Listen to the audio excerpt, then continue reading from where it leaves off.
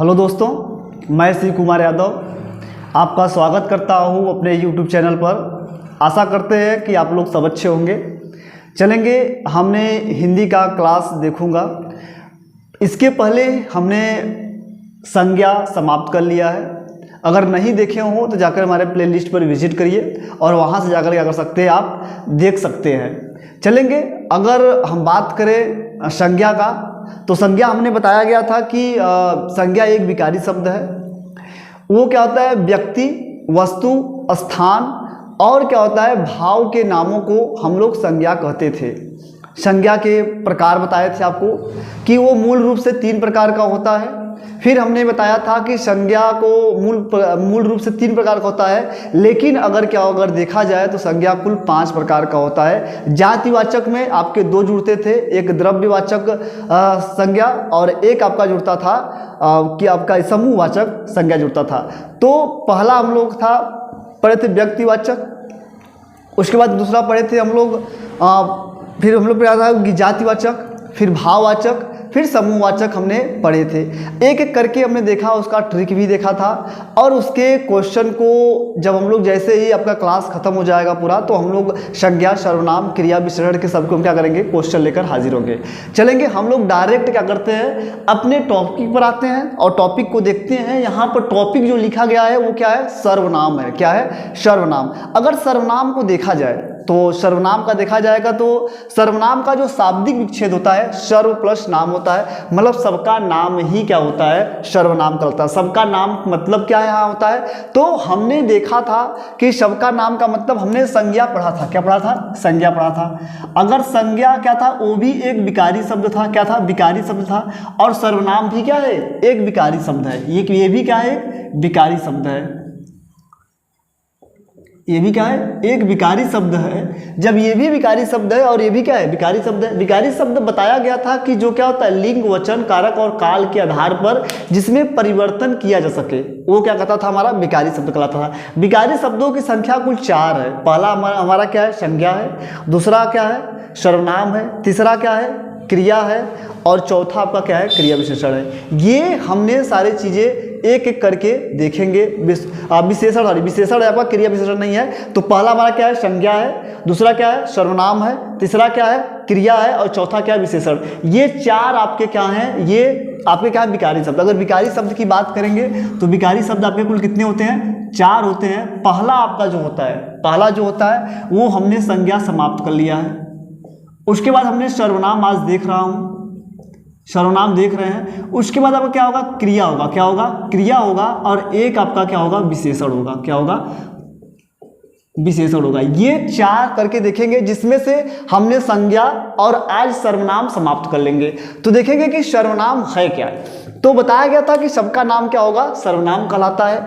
अगर सबका नाम ही क्या है, सर्वनाम है, तो अगर इसके परिभाषा को देखा जाए, संज्ञा बताया गया था कि क्या बताया गया था, व्यक्ति, वस्तु और स्थान और एक बताया गया था भाव। अगर इन सभी नामों को हम लोग क्या बोलते थे, संज्ञा बोलते थे। क्या बोलते थे, संज्ञा बोलते थे। लेकिन परिभाषा अगर देखा जाएगा सर्वनाम का, संज्ञा के स्थान पर प्रयुक्त शब्द ही क्या कहलाता है, संज्ञा कहलाता है, सर्वनाम कहलाता है। क्या कहलाता है, सर्वनाम कहलाता है। मतलब कि कहने का मतलब है कि वे विकारी शब्द जो क्या हो, संज्ञा के स्थान पर प्रयुक्त शब्द को हम लोग क्या बोलते हैं, सर्वनाम कहते हैं। क्या बोलते हैं, सर्वनाम कहते हैं। अगर इससे सर्वनाम को देखा जाए, अगर इसे हम लोग मिटा दें और थोड़ा सा आपको एग्जाम्पल लें, यहाँ पर एग्जाम्पल लिखा गया है आपको, तो ध्यान रखेंगे कि हमने क्या देखा था, संज्ञा बताया आपको कि संज्ञा बताया गया था कि अगर क्या होगा, व्यक्ति, वस्तु, स्थान और बताया गया था क्या, भाव। ये बातें आपको बताई गई थी कि अगर इनके स्थान पर क्या होगा, अगर जो शब्द प्रयुक्त होगा, इनके स्थान पर क्या होगा, जो शब्द क्या होगा, प्रयुक्त होगा, उसी को हम लोग क्या बोलेंगे, सर्वनाम बोलेंगे। क्या बोलेंगे? सर्वनाम बोलेंगे। यहाँ पर लिखा गया संज्ञा के स्थान पर प्रयुक्त शब्द क्या होता है? सर्वनाम कहलाता है। जैसे अगर एग्जाम्पल देखा जाए, सोहन ईमानदार है। क्या है? सोहन क्या है? ईमानदार है। अगर सोहन के स्थान पर, सोहन क्या है? संज्ञा है। ये क्या है? आपका ये संज्ञा है। अगर जब ये संज्ञा है, क्या है? ये संज्ञा है। तो अगर इसके स्थान पर अगर हम लिख दें वह ईमानदार है, वह ईमानदार है, तो देखेंगे क्या है? वह क्या है? ईमानदार है। तो वह के सोहन की जगह क्या लिख दिए? वह लिख दिए। और यही वह क्या है? आपका सर्वनाम है। यही वह क्या है? सर्वनाम है। और ऐसे ही आपका, ऐसे ही राम जो है, राम के स्थान पर अगर, ठीक है, अगर देखेंगे ऐसे ही क्या होगा? राम के, अगर क्या होगा? राम के स्थान पर अगर हम लिख दें यह सच्चा है या वह सच्चा है, तो ये क्या हो जाएगा? यह क्या हो जाएगा आपका? ये भी क्या हो जाएगा? आपका सर्वनाम हो जाएगा। आई होप आपको ये बातें समझ में आ गई होंगी। तो देखेंगे कि हम लोग जो ये सर्वनाम आपका है, तो आज जहाँ तक हमने ये देखा है ये आपको समझ में आ गया होगा। अगर सर्वनाम के प्रकार को देखा जाए, अगर सर्वनाम के प्रकार को देखा जाए तो कुल ये कितने प्रकार का होता है? कुल 6 प्रकार का होता है। कितने प्रकार का होता है? 6 प्रकार का होता है। यहाँ हमने 5 प्रकार का लिखा है। एक जो 6वां है वो निजवाचक हो गया। उसके बाद आपका क्या बचा? प्रश्नवाचक बचा हुआ है। क्या? प्रश्नवाचक बचा हुआ है। तो आपका जो लास्ट वाला होगा वो क्या होगा? प्रश्नवाचक होगा। वो क्या होगा? प्रश्नवाचक सर्वनाम होगा आपका। वो क्या होगा? प्रश्नवाचक सर्वनाम होगा। तो ध्यान रखेंगे कि आपका जो सर्वनाम होता है कुल 6 प्रकार का होता है। कितने प्रकार का होता है? 6 प्रकार का होता है। पहला होता है पुरुषवाचक सर्वनाम, दूसरा होता है निश्चयवाचक सर्वनाम, ये क्या होगा? निश्चय अनिश्चयवाचक सर्वनाम, और चौथा क्या होगा? संबंधवाचक सर्वनाम, और 5वां क्या होगा? निजवाचक सर्वनाम, और 6वां क्या होगा? आपका क्या हो जाएगा? प्रश्नवाचक सर्वनाम। और एक एक करके हम सर्वनामों को देखेंगे कि आपका व्यक्तिवाचक पुरुषवाचक सर्वनाम क्या है, निश्चयवाचक सर्वनाम क्या है, अनिश्चयवाचक सर्वनाम क्या है, संबंधवाचक सर्वनाम क्या है, पुरुषवाचक सर्वनाम क्या है, और निजवाचक सर्वनाम क्या है। एक एक करके हम सारी चीज़ें को, सर्वनाम को देखेंगे, चलेंगे। सर्वनाम के प्रकारों को हम देखे थे। अब देखेंगे कि सर्वनाम के जो प्रकार हैं उसमें क्या है कि एक एक सर्वनाम को हम देखेंगे, जिसमें से आपको बताया गया था सर्वनाम 6 प्रकार का है। अब देखते हैं कि पहला देखेंगे पुरुषवाचक सर्वनाम। पुरुषवाचक सर्वनाम क्या होता है कि इसमें क्या होगा कि 3 पुरुषों की बात करेगा। कितने पुरुषों की बात करेगा? 3 पुरुषों का। कितने पुरुषों की बात करेगा? 3 पुरुषों का बात करेंगे। ध्यान रखेंगे कि इससे क्वेश्चंस बहुत बार आता है। यहाँ ध्यान रखेंगे कि हम लोग शब्दों पर खेल करेंगे। जो भी आपको क्वेश्चंस बनेगा वो शब्दों पर बनेगा।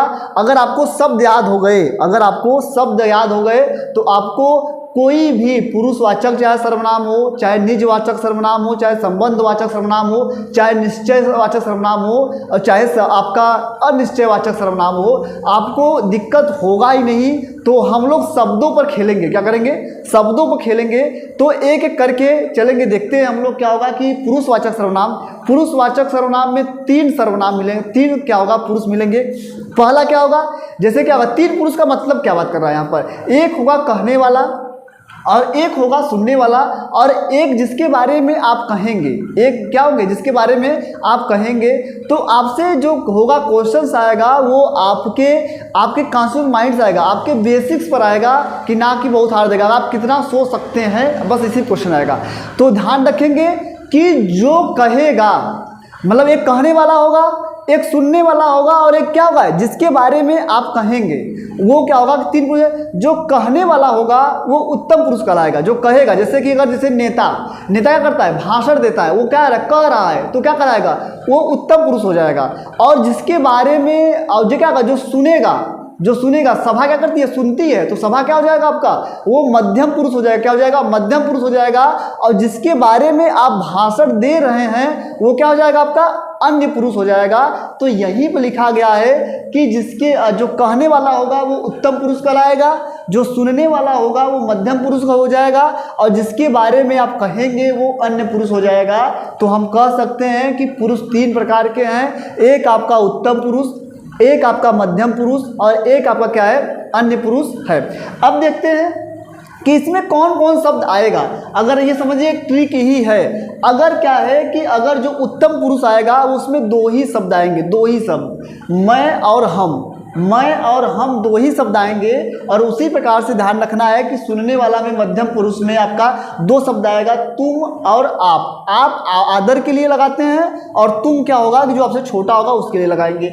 और ध्यान रखेंगे कि जिसके बारे में कहेंगे कि यह, उसमें कौन कौन शब्द आएगा, यह, वह, ए, वे और वो। जैसे अगर पूछा जाएगा कि वह ईमानदार है, जैसे क्या कहा जाएगा, वह ईमानदार है, तो वह यहाँ पर क्या है, यहाँ पर वह क्या है, सर्वनाम है। लेकिन अगर सर्वनाम में पूछा जाए कौन सा सर्वनाम है, तो पुरुषवाचक सर्वनाम है। कौन सा है, पुरुषवाचक सर्वनाम है। और पुरुषवाचक सर्वनाम में कौन सा पुरुष है, तो आप देखेंगे वह किसमें है, क्या है, अन्य पुरुष में है, तो ये क्या हो जाएगा, अन्य पुरुष हो जाएगा। यहाँ पे ये क्या हो जाएगा, ये आपका जो वह हो जाएगा, पुरुषवाचक का क्या हो जाएगा, यह आपका अन्य पुरुष हो जाएगा।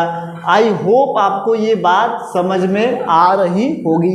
अब देखेंगे यहाँ पर तुम जाओ, तुम किसमें शब्द में है, मध्यम पुरुष में, तो ये मध्यम पुरुष हो जाएगा। जैसे यहाँ पे देखेंगे मैं सो रहा हूँ, तो जो आपको क्वेश्चंस आएंगे वो अंडरलाइन होंगे। वो क्या होंगे, अंडरलाइन, ऐसे अंडरलाइन होगा, ऐसे अंडरलाइन होगा और ऐसे अंडरलाइन होगा। और पूछ लेगा कि ये कौन सा पुरुष है।